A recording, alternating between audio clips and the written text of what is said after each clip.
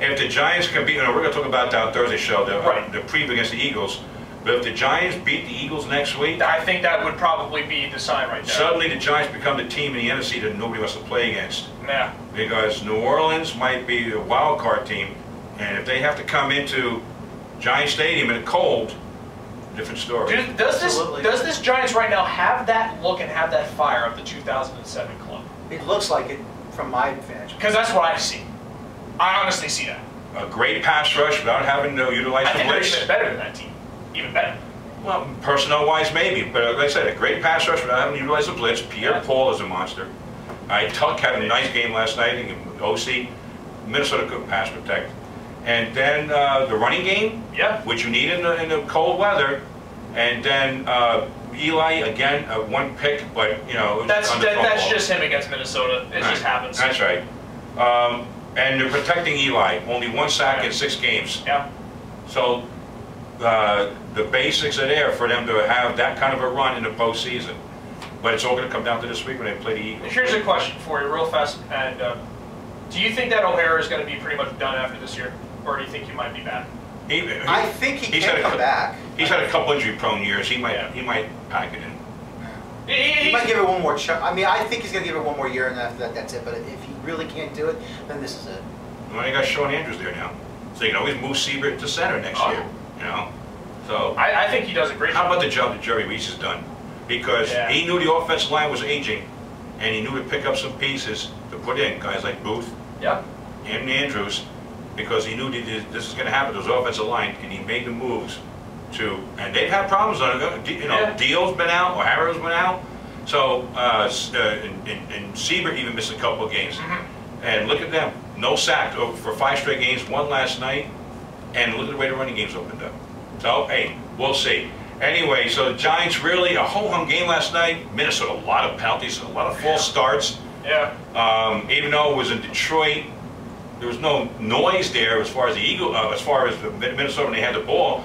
Why all these false starts? It was a very sloppy game for Minnesota. Well, we mentioned these last 2 games. The Giants, who they faced? Washington and Minnesota. Minnesota played a very sloppy game. If they can do the same thing this week against the Eagles coming up Sunday, and do the same thing, you know, then you know we'll say, hey, dang. But they still got to go play at Green Bay. Green Bay's fighting for the playoff lives, and Rodgers, even if he misses this week, could be back that week. If they can do what they did this week to those teams, then you know you're going to say, hey, whoa. Well, Eagles are missing 2 of their big-time run stoppers, and Brandon Graham and Stuart Bradley are out. So we'll see there. Well, we'll talk about that there. Anyway, Matt Dodge had a couple nice punts, and finally. And they got Blackman running the punch back again. Didn't make any mistakes, but we'll see. But that's all you asked for. So anyway, I really think they went up against the Minnesota team disarray. Once Favre was gone, that was it. Anyway, let's get to the Jets now. This is when Danny is his hair's on fire. He's been silent all segment. Yeah. Unleash the beast. All right. Let's. We're going to talk about this on our other show the other night. If you had told me at the start, before the game was ever played, that they were going to hold Miami to 131 total yards, 55 yards passing, 3 fumbles lost, 5 sacks, right? And would you have said the Jets were going to win the game? Yes. I would have said so, but looking at the scoreboard, that was not the case. I know. How the Jets lost this game is beyond me.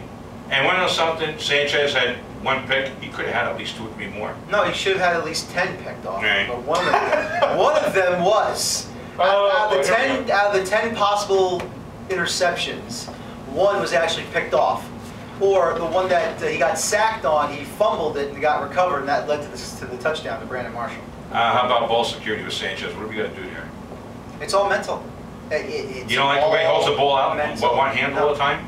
No. Because a lot of people are saying that if he holds the ball with 2 hands before he throws, that's a big problem. He's holding the ball like a loaf of bread.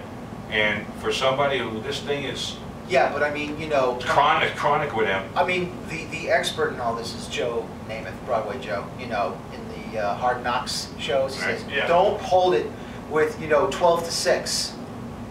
You know, like this, you want to hold it like that. Get right under the center's butt.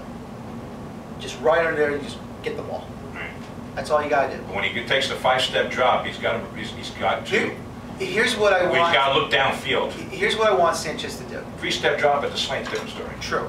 But this is what I want Sanchez to do. If your receivers are covered and your running backs are not, if they're blocking and they're not going into the middle of the field. No check downs or whatever.